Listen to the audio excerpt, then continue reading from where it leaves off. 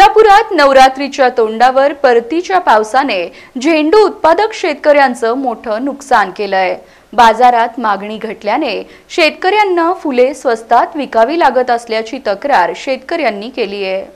सोलापूरच्या कृषी उत्पन्न बाजार समितीत नवरात्रीच्या पार्श्वभूमीवर शेतकरी झेंडूची फुले घेऊन आले, पण परतीच्या पावसाने आणि पुरामुळे फुलांचे मोठे नुकसान झाले आहे। दरवर्षी 400 ते 500 रुपयांना मिळणारा क्रेट यंदा अवघ्या 50 रुपयांना विकला जातोय। मजुरी आणि वाहतूक खर्चामुळे शेतकऱ्यांचे आर्थिक नुकसान वाढले।